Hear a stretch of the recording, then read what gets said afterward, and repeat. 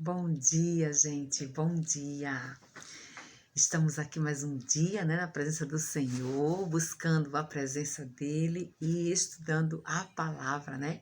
Conversando com Deus através da sua palavra, né? Porque Deus fala conosco quando a gente lê a palavra e quando a gente ora, a gente fala com Ele, né? Então aqui, quando a gente lê, Ele fala com a gente. E quando a gente ora, a gente fala com Ele. Então, que a gente possa estar havendo essa comunicação com Deus diariamente, né? Ele falando com a gente falando com Ele. E aí vamos começar a leitura hoje orando, né? Falando com Deus, porque Ele vai falar conosco, né? Santo e eterno Deus, Pai querido, Pai amado, muito obrigada, Senhor Deus, por este momento, Senhor Deus, por acordar, Senhor Deus, por esse presente e já poder, Senhor Deus, ouvir a Tua voz.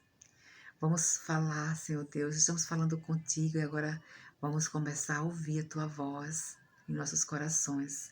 Que o Senhor, Pai, encha-nos com a Tua sabedoria, com o Teu entendimento e que possamos, Pai, estar com nossos olhos abertos e nossos corações também, e nossos ouvidos para ouvir a Tua palavra, para ouvir a Tua voz, o que o Senhor quer para nós neste dia maravilhoso. Em nome de Jesus eu te oro e já te agradeço. Amém. Então, vamos ler. Nós estamos no capítulo 30 de Êxodo, o versículo 22. E o versículo 22, ele começa falando sobre o óleo da santa unção. Óleo da santa unção, certo? Então, vamos. Disse mais o Senhor a Moisés: Tu, pois, toma das mais excelentes especiarias, de mirra fluída, 500 ciclos, de cinânamo, que é canela, né? Odoroso a metade, a saber, 250 ciclos, e de cálamo aromático, 250 ciclos. 250 ciclos. E de cássia, 500 ciclos, segundo o ciclo do santuário, de azeite de oliveira, 1 hin. Disto farás o óleo sagrado para a unção, o perfume composto segundo a arte do perfumista. Este será o óleo sagrado da unção. Com ele ungirás a tenda da congregação e a arca do testemunho, e a mesa com todos os seus utensílios, e o candelabro com os seus utensílios, e o altar do incenso. E o altar do holocausto com todos os utensílios, e a bacia com o seu suporte.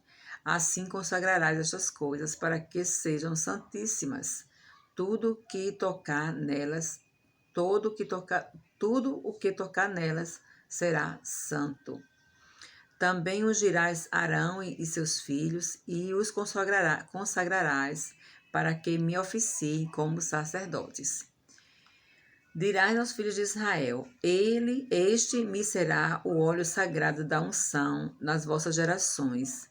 Não se ungirá com ele o corpo do homem que não seja sacerdote, nem fareis outro semelhante, da mesma composição. É santo e será santo para vós outros.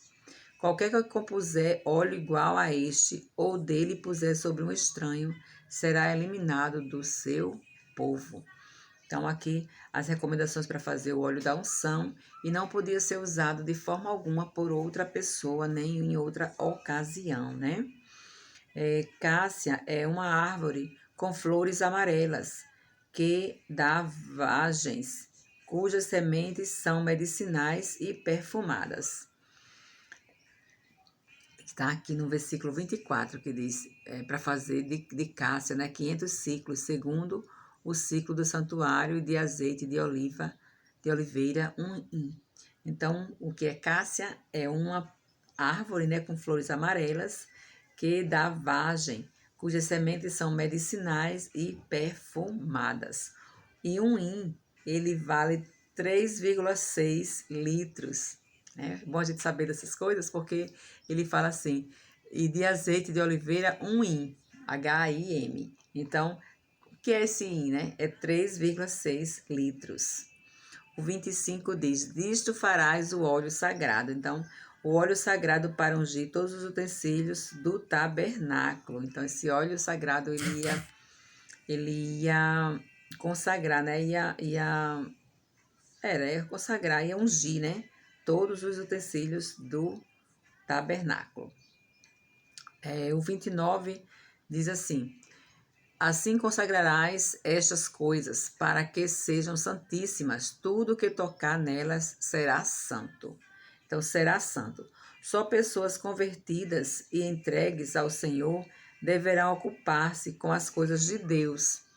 Senão terão a mesma experiência que Faraó teve quando lhe foi concedida a oportunidade de ver a revelação do poder de Deus. Só serviu para a sua própria condenação, né? Então, nós devemos estar procurando nos santificar, né, na presença do Senhor e nos entregar totalmente às coisas do Senhor, porque só assim nós veremos a Deus, né, como está escrito na palavra dele. Santificação, santificai-vos, porque só assim verás a Deus. O versículo 34 é o incenso sagrado.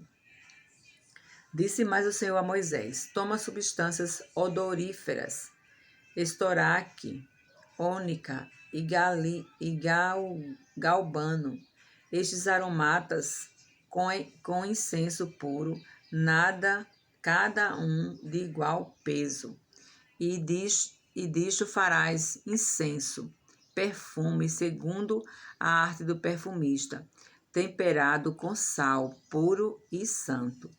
Uma parte dele reduzirás a pó, e o porás diante do testamento, na tenda da congregação, onde me avistarei contigo, será para vós outros santíssimo. Porém, o incenso que fareis, segundo a composição deste, não o fareis para vós mesmos, santo será para o Senhor. Quem fizer tal como este para o cheirar, será eliminado do seu povo. Então, aqui havia uma punição para quem desobedecesse, né? Então, estará aqui, que está no versículo 34. Disse mais o Senhor a Moisés: toma substância odoríferas, estoraque. Estoraque é uma resina do Mediterrâneo, chamado também de benjoim, ônica, perfume perfeito para a queima das partes fibrosas de certas conchas. Gálbano, uma planta ubelífera da Pérsia. Então, aqui também traz algumas coisas que a gente não sabia, né? O 35, incenso. Este incenso único, sagrado e imitável é comparável à oração que o próprio Cristo faz a nosso favor. Aleluia, glória a Deus. Sal. Sal é o símbolo da preservação contra a corrupção. Cristo nos diz que os que o seguem são sal da terra. Está escrito em Mateus 5,13. Vamos ler Hebreus 5, 27 e 25, que diz: é comparável à oração que o próprio Cristo faz a nosso favor. Hebreus 7, 25. Bem em cima. 7, 25. Diz assim: por isso também pode salvar totalmente os que por ele se achegam a Deus, vivendo sempre para interceder por nós. Então, aqui Cristo é o nosso, né? Ele está sempre intercedendo por nós, né? O sal está em Mateus 5, 25, 13. Mateus 5, 13.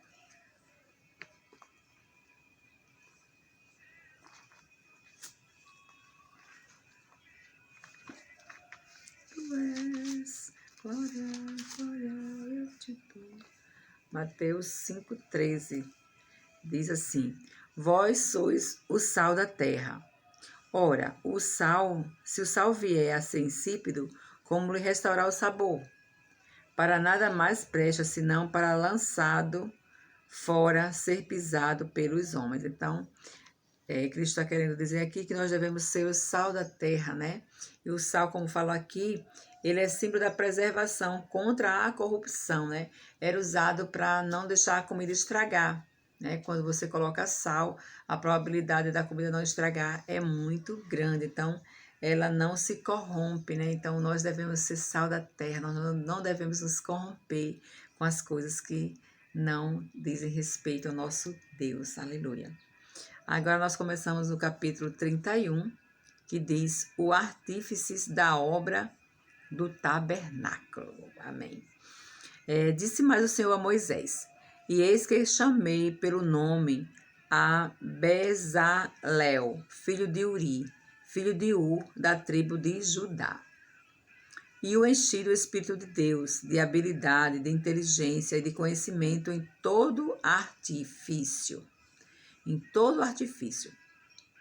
para elaborar desenhos e trabalhar em ouro, em prata e em bronze. Então, Deus preparou uma pessoa. Então, aqui a gente vê que Deus dá inteligência, né, para as pessoas fazerem, né, as obras de arte. Para elaborar desenhos e trabalhar em ouro, em prata e em bronze, para lapidação de pedras de engaste, para entalho de madeira, para toda sorte de lavores. Então, todas as coisas que ele for fazer com as mãos dele, ele vai fazer muito bem feito, porque Deus deu a ele a inteligência, né?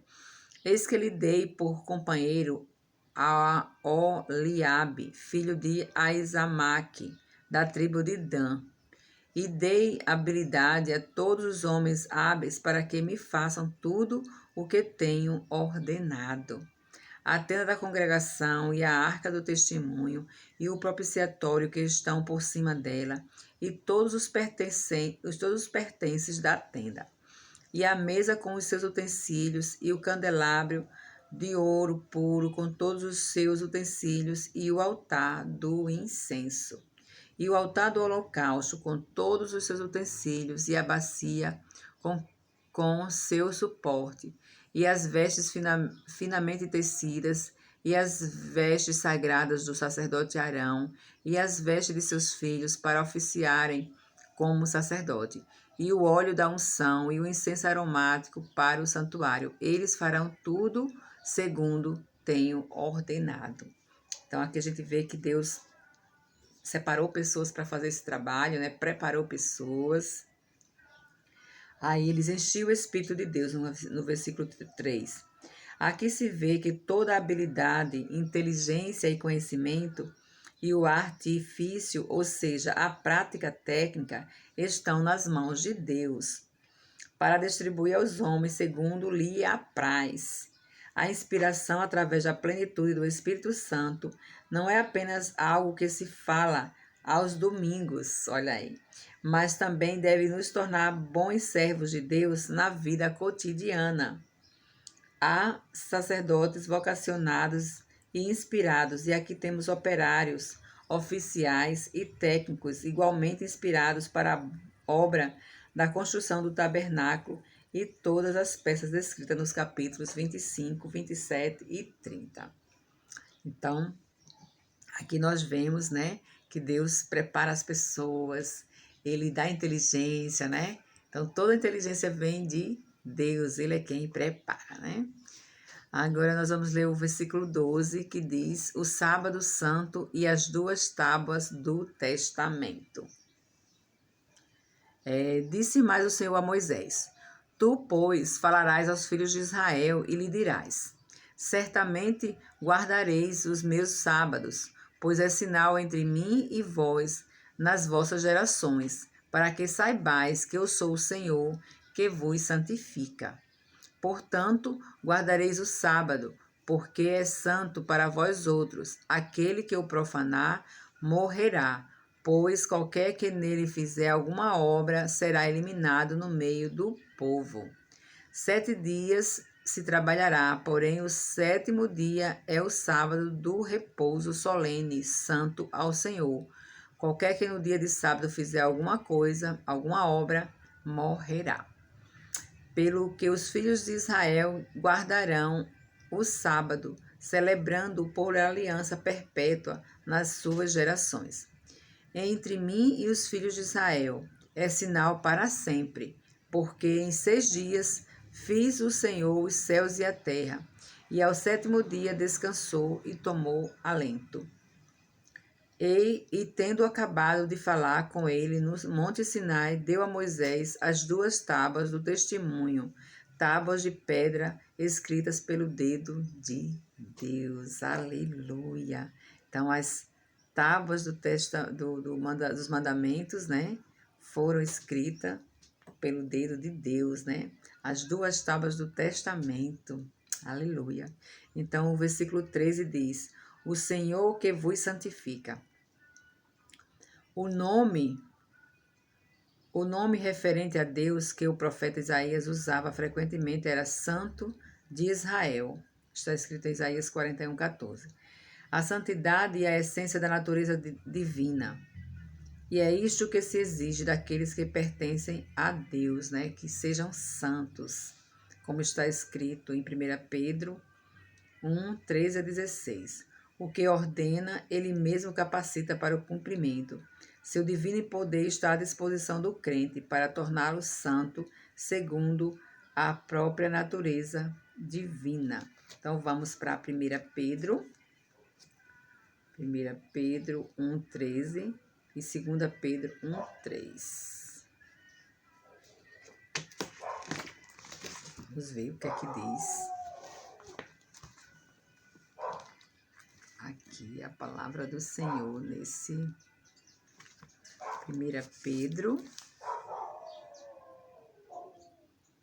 1:13.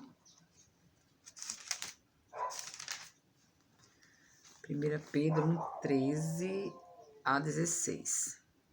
13-16, diz assim: Por isso, cingindo o vosso entendimento, sede sóbrios, e esperai inteiramente na graça que vos está sendo trazida na revelação de Jesus Cristo. Como filhos da obediência, não vos amoldeis as paixões que tinhas anteriormente na vossa ignorância. Pelo contrário, segundo é santo aquele que vos chamou, tornai-vos santos também, vós mesmos, em todo o vosso procedimento. Porque está escrito, sede santos, porque eu sou santo. Então, aqui é um apelo para Deus, de Deus para a gente, dizendo que a gente deve ser santo, porque Ele é santo, né? Então, um ensinamento que Deus está dando para a gente aqui. Pelo contrário, sede santos, né? Porque eu sou santo. E ser santo não só em algumas coisas, mas em todo o nosso proceder, né? Em todo o nosso viver. O outro é 2 Pedro.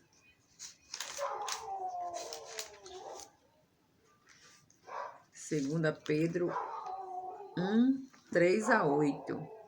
1:3-8 diz: Visto como pelo seu divino poder nos têm sido doados todas as coisas que conduzem à vida, à piedade, pelo conhecimento completo daquele que nos chamou para a sua própria glória e virtude, pelas quais nos têm sido doadas as suas preciosas e muito grandes promessas, para que por elas vos torneis co-participantes da natureza divina, livrando-vos da corrupção das paixões que há no mundo, né?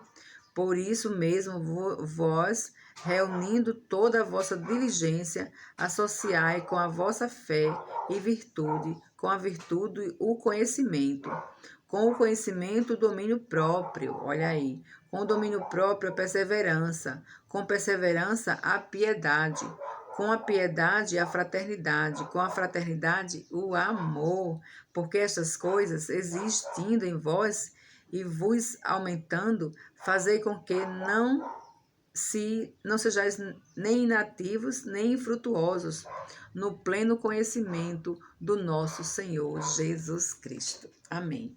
Então, aqui a gente pode ver que é a natureza divina de Cristo, né? Que a gente seja santo, né? Sábado, que está escrito nos versículos 12-17. É um símbolo visível da santificação da velha aliança, o sinal de pertencer a Deus. O mesmo Espírito se vê no ato deliberado de retirar-se das preocupações do mundo, com o intuito específico de descansar e de adorar a Deus. por ele mesmo e não pelas vantagens e lucros de uma vida religiosa. Então nós devemos buscar a Deus não pelo que ele faz, mas pelo que ele é, né? É um encontro marcado com Deus. E se alguém pensa que algum mistério ditado por sua ganância e ambição, ou ainda por seu desejo de conforto e de conveniência, pode sobrepujar o dever religioso. Mostra claramente que está pondo Deus em segundo plano. Então, nós devemos buscar Deus em primeiro lugar em tudo que formos fazer. Isso? O 18 diz, Tábuas do Testamento. Compreende-se que foram os 10 mandamentos gravados nessas tábuas, embora pudesse ser também os termos da aliança que Deus fez com o seu povo, ou ainda a totalidade das leis registradas nos capítulos 20 a 23. Certamente o conteúdo mais importante da arca haveria de ser esse par de tábuas, escrito pelo dedo de Deus. É esta a intervenção direta, divina e singular que leva todos os fiéis a reverenciar os 10 mandamentos como sendo um resumo da vontade divina. Então, nós devemos realmente ter muito cuidado, né, para cumprirmos a lei do Senhor. Amém. Agora chegamos no capítulo 32. Capítulo 32 do livro de Êxodo fala sobre o bezerro de ouro. Mas vendo o povo que Moisés tardava em descer do monte, acerrou-se de Arão e lhe disse: Levanta-te, faz-nos deuses que vão adiante de nós. Pois quanto a este Moisés, o homem que nos tirou do Egito, não sabemos o que lhe terá sucedido. Lembrando que Moisés ficou 40 dias e 40 noites em cima do monte, né? Por isso que as pessoas lá embaixo estavam achando que ele não ia voltar mais, que ele tinha sido consumido, né? Então disse-lhe Arão: Tirai as argolas de ouro das orelhas e de vossas mulheres, vossos filhos e vossas filhas, e trazei-ma. Então todo o povo tirou das orelhas as argolas e as trouxe a Arão. Este, recebendo-as das suas mãos, trabalhou o ouro com buril e fez dele um bezerro fundido. Então disseram: São estes, ó Israel, os teus deuses, que se tiraram da terra do Egito. Arão, vendo isto, edificou um altar diante dele e, apregoando, disse: Amanhã será festa ao Senhor. No dia seguinte, madrugaram e ofereceram holocaustos e trouxeram ofertas pacíficas. E o povo assentou-se para comer e beber e levantou-se para divertir-se. Então disse o Senhor a Moisés: Vai, desce, porque o teu povo que fizeste sair do Egito se corrompeu. E depressa se desviou do caminho que lhe havia eu ordenado. Fez para si um bezerro fundido e o adorou, e lhe sacrificou, e disse: São estes, ó Israel, os teus deuses, que te tiraram da terra do Egito.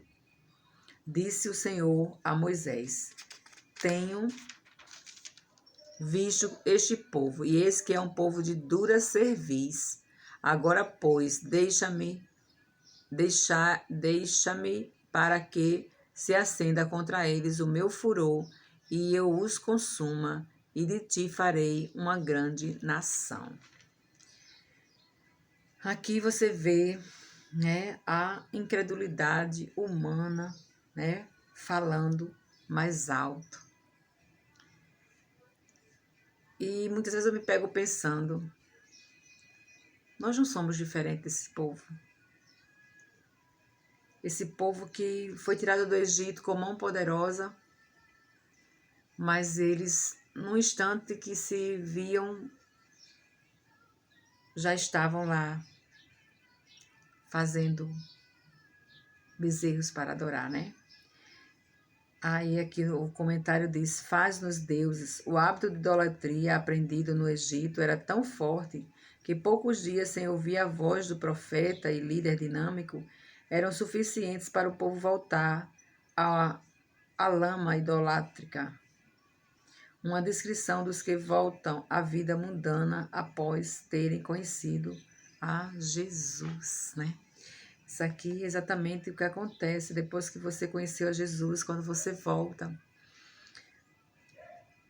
É realmente muito tremendo, né? Porque conhecer a Jesus é algo que nos modifica, né? Nos transforma.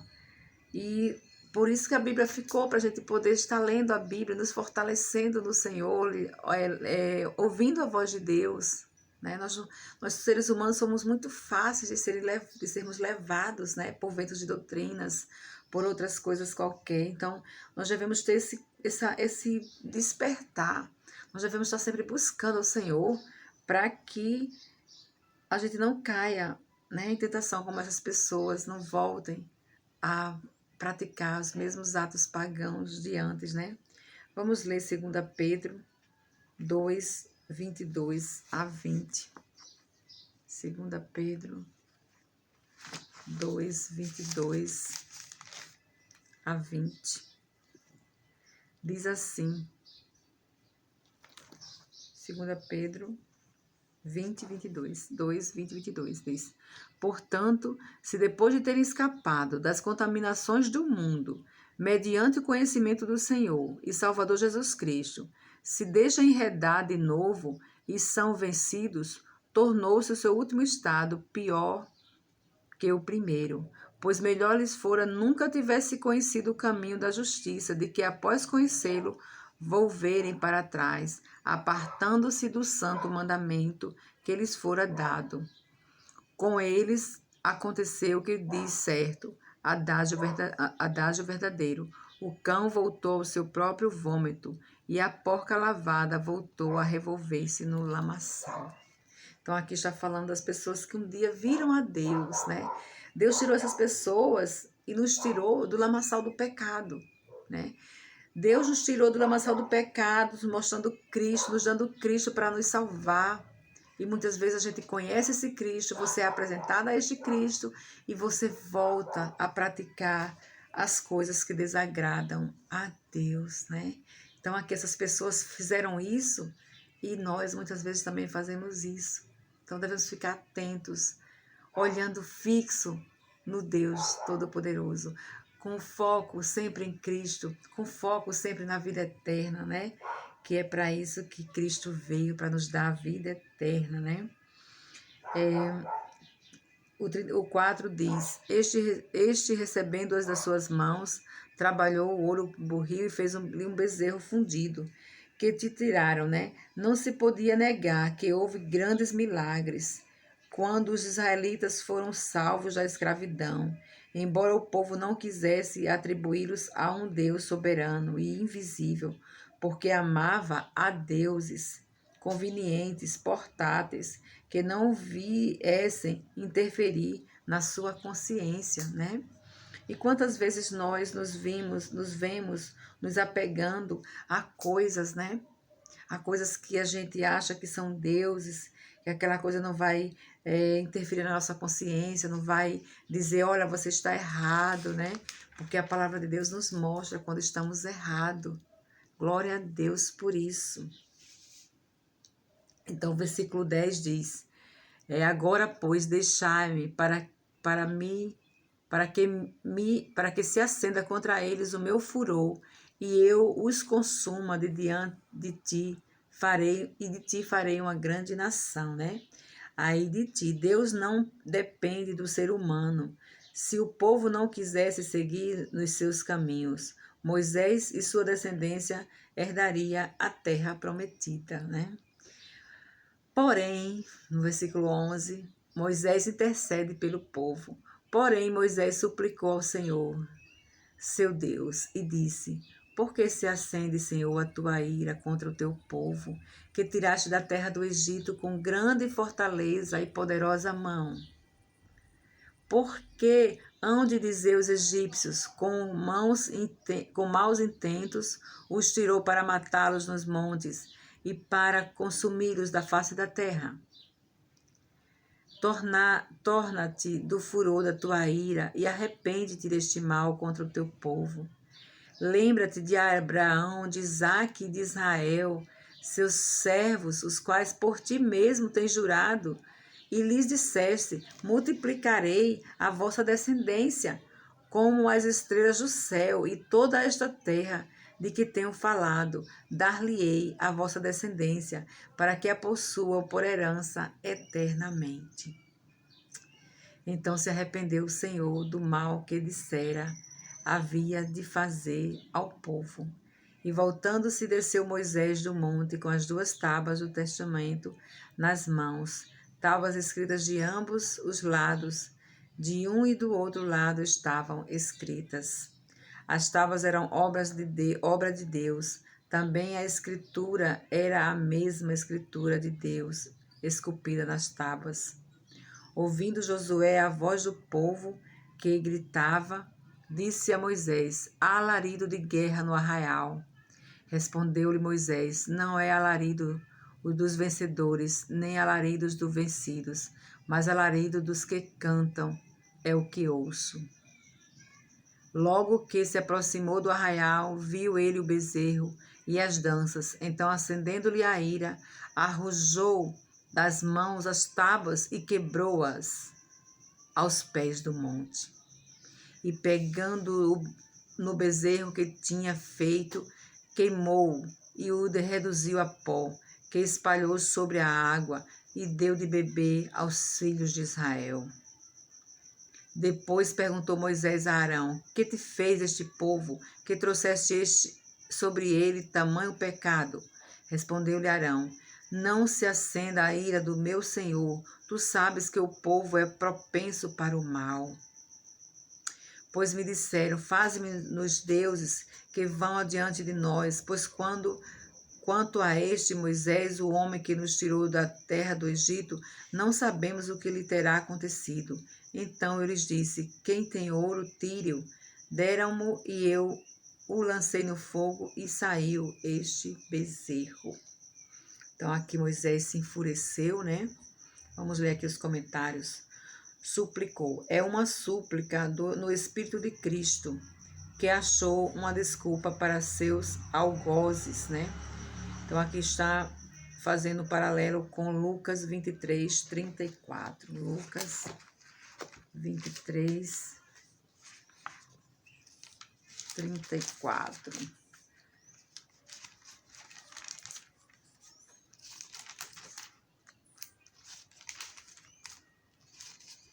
Fazendo um paralelo com os algozes de Cristo, com as pessoas que pegaram Cristo, né?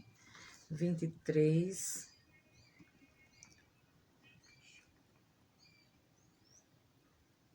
Lucas 23, 34. Diz assim: contudo, Jesus dizia: Pai, perdoa-lhes, porque não sabem o que fazem. Então, repartindo as vestes dele, lançaram sortes. Então, aqui Moisés faz também uma súplica, igual Cristo pediu para as pessoas que estavam matando ele. Moisés também pede, né, por essas pessoas, ele suplica, né? Se arrependeu, mostra seu perdão, revelando que não ia destruir ao povo. Do ponto de vista de Moisés, era como voltar atrás da parte de Deus. E é uma demonstração do poder de oração, né? Que às vezes Deus realmente vai fazer uma coisa, a gente ora, a gente pede e ele vai e tem compaixão de nós, né? Quando ele fala se arrependeu aqui, ele coloca sentimentos humanos em Deus, né? Que Deus, ele é fiel, ele sabe o que vai fazer, né? Mas ele coloca aqui, se arrependeu, né? Obra de Deus. A Bíblia é bem clara em atribuir as tábuas à obra direta de Deus, né? Josué, talvez o fiel Josué estivesse entre o arraial e o cume do monte, esperando a volta do seu líder. Dos que cantam, Moisés já sabia que haveria ali uma festança pagã, pois Deus lhe havia prevenido. Deus tinha dito para Moisés, né, que estava tendo uma festa pagã. acendendo-lhe a ira, mas fácil era para Moisés interceder pelos pecados do povo, que se testemunha dos mesmos. Quando contemplou tudo de perto, perdeu o controle de si mesmo, ao ponto de lançar fora as tábuas. Pensava que o povo tinha irrevogavelmente rejeitado a religião. Não era Moisés que tinha de suscitar misericórdia a Deus, mas sim o próprio Deus que graciosamente dera a Moisés a oportunidade de tomar parte na bem-aventurada obra da intercessão em condições ideais nas quais não estava irado e fora de si. Aleluia, né? Aí, no 22, propenso para o mal. A responsabilidade pelo pecado é individual, né? Embora haja os tentadores. Desde o tempo de Adão, procura-se desculpas para o pecado, acusando-se a terceiros. Então, sempre que a gente faz alguma coisa, aí, não, mas foi culpa de fulano, foi culpa de cicrano, né? Como quando a culpa realmente está dentro de você, né? Você quem procurou aquela coisa. Aí o 24 diz, saiu este bezerro. Era uma desculpa ridícula, como se o bezerro se tivesse fabricado a si mesmo. Mas, pelo contrário, no mundo espiritual, quem dá ouvidos às dúvidas, às tentações e às forças que destroem sua consciência, verá com espanto que seu pecado, pesado e bem forjado, já se tornou uma realidade concreta e estragadora em sua vida. Então devemos ter muito cuidado, né? Olhar para Cristo e tirar os olhos de coisas que venham nos tirar da sua presença e nos esmagar, né? Nossas vidas de forma tão arrasadora. Aleluia. Então, agora no versículo 25, nós vamos ver Moisés manda matar os idólatras. Moisés manda matar os idólatras. Versículo 25. Vendo Moisés que o povo estava desenfreado, pois Arão o deixara à solta para vergonha no meio dos seus inimigos. Pôs-se em pé à entrada do arraial e disse: quem é do Senhor, vem até mim. Então se ajuntaram a ele todos os filhos de Levi, aos quais disse: assim diz o Senhor, o Deus de Israel: cada um cinja a espada sobre o lado, passai e tornai a passar pelo arraial, de porta em porta, e mate cada um ao seu irmão, cada um a seu amigo e cada um a seu vizinho. E fizeram os filhos de Levi segundo a palavra de Moisés, e caíram do povo naquele dia uns 3.000 homens. Pois Moisés dissera: consagrai-vos hoje ao Senhor, cada um contra o seu filho e contra o seu irmão, para que ele vos conceda hoje bênção. Então aqui a gente vê realmente, né, acontecendo algo muito grandioso, né, que é essa matança, né. O 31, 24, 31. Então, o 30, Moisés intercede pelo povo. No dia seguinte, disse Moisés ao povo: vós cometeste grande pecado, agora, porém, subirei ao Senhor, e porventura farei propiciação pelo vosso pecado. Tornou Moisés ao Senhor e disse: ora, o povo cometeu grande pecado, fazendo para si deuses de ouro. Agora, pois, perdoa-lhe o pecado, ou se não, risca-me, peço-te, do livro que escreveste. Então disse o Senhor a Moisés: riscarei do meu livro todo aquele que pecar contra mim. Vai, pois, agora e conduze o povo para onde te disse: eis que o meu anjo irá diante de ti. Porém, no dia da minha visitação, vingarei neles o seu pecado. Feriu, pois, o Senhor ao povo, porque fizeram o bezerro que Arão fabricara. Então, no 31 diz: tornou Moisés ao Senhor e disse: ora, o povo cometeu grande pecado, fazendo para si deuses de ouro.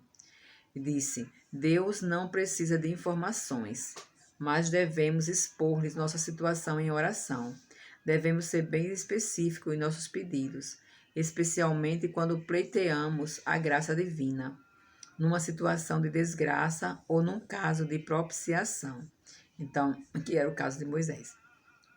Então, nós devemos pedir tudo o que nós queremos a Deus, né? Embora Ele conheça nossas necessidades, embora Ele conheça o nosso coração, nós devemos pedir e pedir com cuidado, né? Que estamos pedindo, né? Não para o nosso próprio deleite, mas para também, não só para nós, mas também para os outros. O verso 32 diz: Risca-me, né? Moisés se identificou de tal maneira que o povo que Deus havia confiado os seus cuidados pastorais, que se tornou semelhante a Cristo, Hebreus 2:17, e João 15:12-15, e Salmo 77:20. O livro, né? O relatório dos que pertencem a Deus por toda a eternidade. Moisés, pois, era um bom pastor que não receava dar a vida pelas suas ovelhas. Nesse momento aqui, Moisés estava querendo dizer, né, que podia tirar ele do livro da vida por causa das suas ovelhas, né? Vamos ler Hebreus 2:17.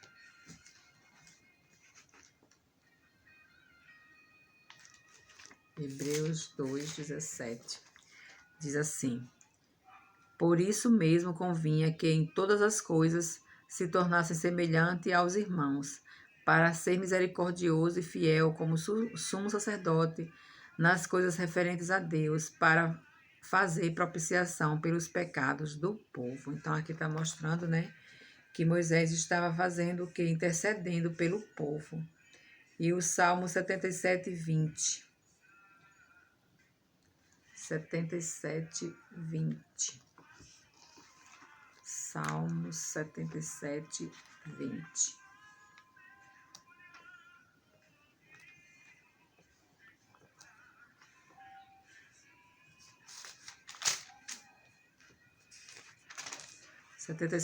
diz: O teu povo tu conduziste como rebanho pelas mãos de Moisés e de Arão, né? No Salmo 20 está aqui relatado o que aconteceu naquela época. Aleluia. E no 34 ele diz: Vai, pois, agora e conduz o povo para onde te disse: Eis que o meu anjo irá diante de ti. Anjo, provavelmente a presença real de Cristo antes da sua encarnação. Vingarei, a palavra aqui simplesmente quer dizer aplicar a justiça, punição. Então aqui a gente vê a presença de Jesus, né? Provavelmente, como diz o comentarista, pastor Shed, provavelmente era a presença de Cristo, estava ali antes da encarnação. Aleluia. O 33, capítulo 33. O anjo de Deus irá diante do povo. Disse o Senhor a Moisés: Vai, sobe daqui, tu e o povo que tiraste da terra do Egito, para a terra a respeito da qual jurei a Abraão, a Isaque e a Jacó, dizendo: A tua descendência a darei. Enviarei o anjo adiante de ti. Lançarei fora os cananeus, os amorreus, os heteus, os fariseus, os heveus e os jebuseus. Sobe para uma terra que mana leite e mel.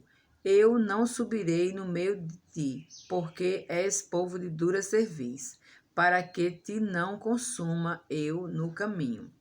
Ouvindo o povo estas más notícias, pôs-se a prantear, e nenhum deles vestiu seus atavios. Porquanto o Senhor tinha dito a Moisés: Diz aos filhos de Israel: És povo de dura cerviz.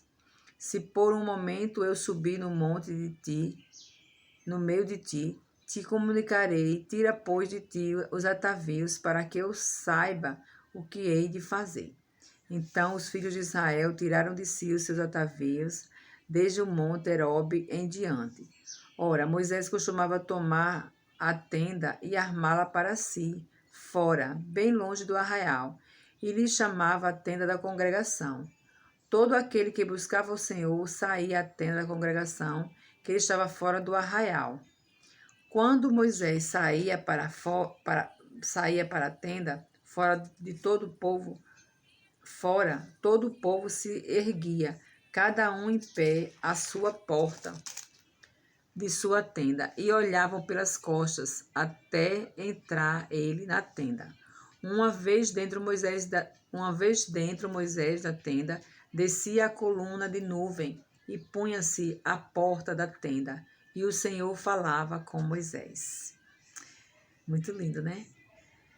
Falava o Senhor a Moisés face a face, como qualquer fala ao seu amigo. Então voltava Moisés para o arraial, porém o moço Josué, seu servidor, filho de Num, não se apartava da tenda. A gente vê aqui que Josué era muito zeloso, né? E aí a gente lê aqui os comentários que é ataviam. Símbolos de um estado alegre, próspero e de grande importância. Se o povo estava numa condição de arrependimento, não podia se vestir de uma maneira festiva. Os atavios do verdadeiro povo de Deus vêm do próprio Senhor. Apocalipse 21, 2. Mateus 22, 11 a 12. O 6 diz: Então os filhos de Israel tiraram de si os seus atavios desde o Monte Horebe em diante. Desde a chegada a este monte até o fim da viagem, 40 anos mais tarde, em Canaã. O 7. Ora, Moisés costumava tomar a tenda e armá-la para si, fora, bem longe do arraial, e lhe chamava a tenda da congregação. Então, a tenda da congregação parece ser o escritório de legislação cívica, guardado pelo chefe do exército Josué. Depois de construída o tabernáculo, este também recebeu o título de tenda da congregação, acumulando a função cívica da tenda original de Moisés, que por simples que tenha sido, era o lugar de revelação da glória de Deus. Fora do arraial haveria perigo se Deus manifestasse sua glória no meio do povo. O 8. Quando Moisés saía para a tenda todo o povo se erguia, cada um em pé à porta da sua tenda, olhava pelas costas até entrar ele na tenda. Então, pelas costas. Ficaram olhando para Moisés como quem olha com saudade para alguém que já vai se afastando. O 11, face a face, né? Deus falava face a face com Moisés. O segredo da comunhão com Deus está aqui, né? Nota-se que a iniciativa sempre está com Deus, que pela sua graça nos abre o caminho da oração e nos manda buscar a sua face até o dia de hoje. A parte mais importante desta comunhão é escutar a voz de Deus, né? Falava o Senhor. Isto pode ser feito quando lemos a Bíblia com fé, o que estamos fazendo agora, né? Meditamos naquilo que temos lido e resolvemos, pela graça de Deus, pôr em prática tudo o que ali aprendemos. Percebe-se que não há barreiras nesta comunhão, né? Face a face, e da nossa parte há pecados que ofuscam a visão de Deus. Peçamos perdão em nome de Jesus, né? Está escrito em 1 João 1,9. Vamos ler 1 João 1,9 e depois 2, 1 a 3. 1 João, vamos lá para o final da Bíblia. Vamos passeando aqui. 1 João, que é logo um pouquinho antes de Apocalipse. 1 João 1,9. 1 João 1,9 diz: Se confessarmos nossos pecados, Ele é fiel e justo para nos perdoar os pecados e nos purificar de toda injustiça. Glória a Deus, né? E o 2, 1 a 3 diz: Filhinhos meus, estas coisas vos escrevo para que não pequeis. Se todavia alguém pecar, temos advogado junto ao Pai, Jesus Cristo, o justo.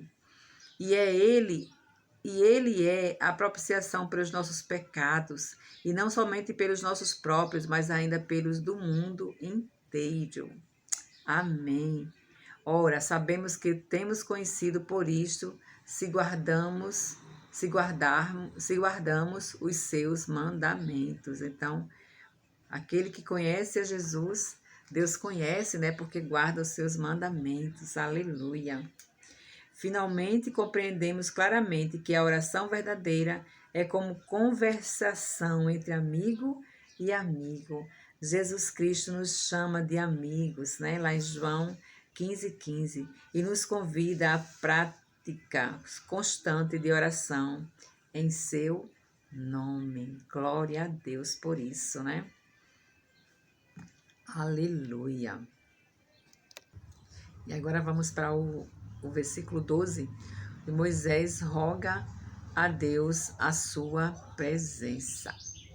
Disse Moisés ao Senhor: Tu me dizes, faze subir este povo, porém não me deste saber a quem hás de enviar comigo. Contudo disseste, conheço-te pelo teu nome, também achaste graça aos meus olhos. Agora, pois, se achei graça aos teus olhos, rogo-te que me faças saber neste momento o teu caminho, para que eu te conheça e ache graça aos teus olhos, e considera que esta nação é teu povo. Respondeu-lhe: A minha presença irá contigo, e eu te darei descanso. Então lhe disse Moisés: Se a tua presença não vai comigo, não nos façais subir deste lugar. Pois como se há de saber que achamos graça aos teus olhos, eu e o teu povo. Não é, porventura, em andares conosco de maneira que somos separados, eu e o teu povo de todos os povos da terra? Então, Moisés mostra aqui de novo que eles são separados, né?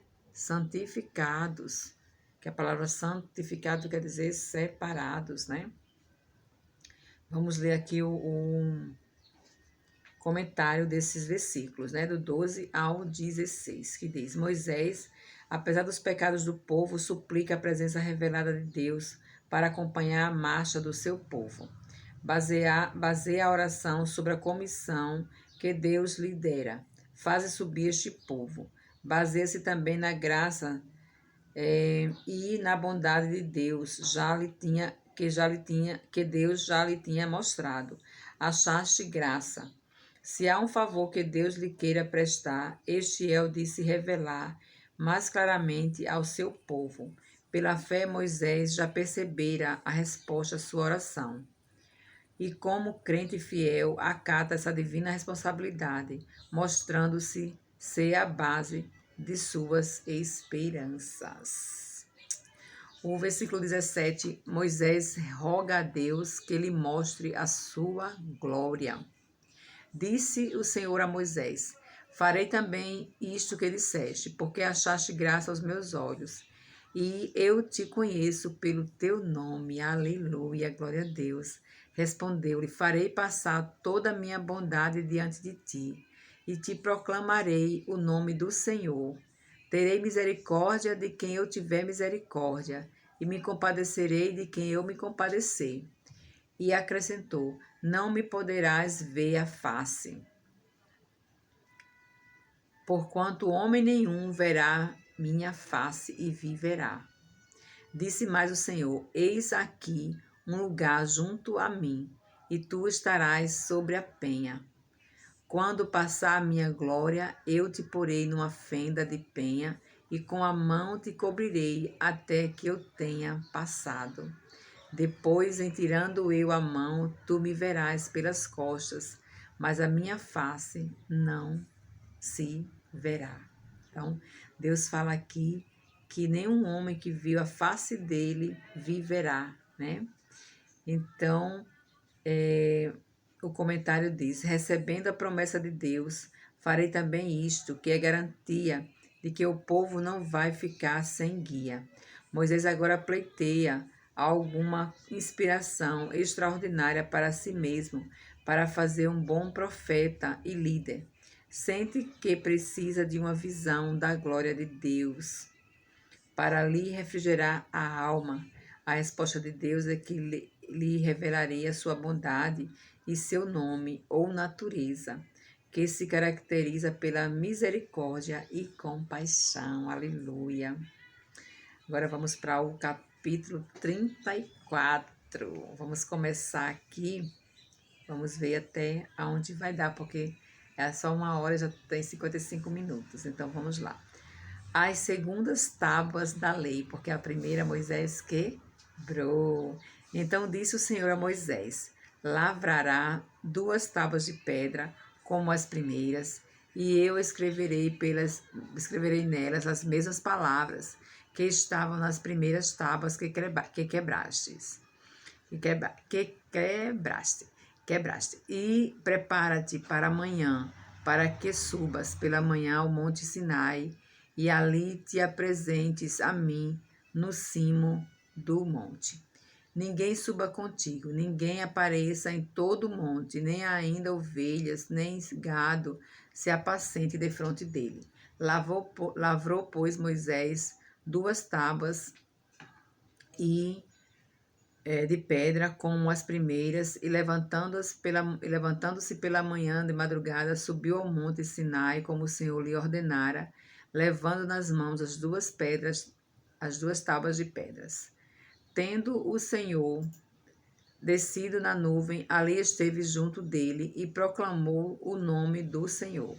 E passando o Senhor por diante dele, clamou: Senhor, Senhor, Deus compassivo, clemente e longâmino, e grande em misericórdia e fidelidade, que guarda a misericórdia em 1000 gerações, que perdoa a iniquidade, a transgressão e o pecado, ainda que não inocenta o culpado, e visita a iniquidade dos pais nos filhos e nos filhos dos filhos, até a 3ª e 4ª geração. E imediatamente, curvando-se Moisés para a terra, o adorou, e disse: Senhor, se agora achei graça aos teus olhos, segue em nosso meio conosco, porque este povo é de dura cerviz. Perdoa a nossa iniquidade e o nosso pecado, e toma-nos por tua herança. Aleluia, glória a Deus.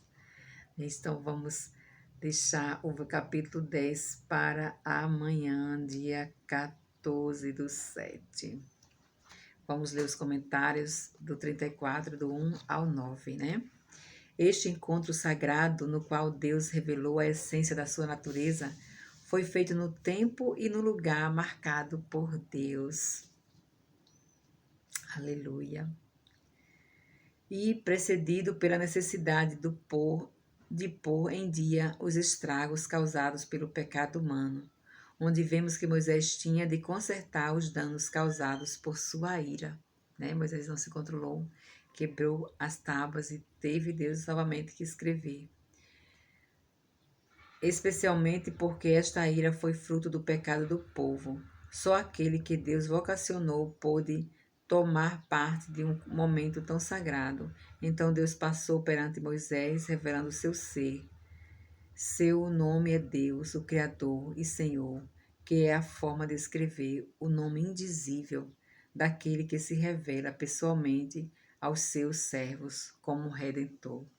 Sua paciência, graça e misericórdia se revelam nos adjetivos compassivo, longâmino, misericordioso e fiel, e muitos outros são revelados no seu perdão aos seres humanos rebeldes, ingratos, pecaminosos, embora não haja em Deus qualquer falta de justiça ou da autoridade que o torne incapaz de reconhecer, julgar e punir o pecado. Se Deus perdoa o pecado, mas não incentiva o culpado, não inocenta o culpado, compreendemos ser necessário que Deus nos desse seu Filho em sacrifício para expiar as nossas culpas, que custariam a nossa destruição eterna. Ante a revelação de tamanha bondade, Moisés torna a pedir a presença divina entre o seu povo. Aleluia, glória a Deus. Hoje nós terminamos a nossa leitura e amanhã a gente continua no capítulo 34, no versículo 10. Aleluia. Muito obrigada a todos e fiquem com Deus. E até amanhã, se Deus quiser.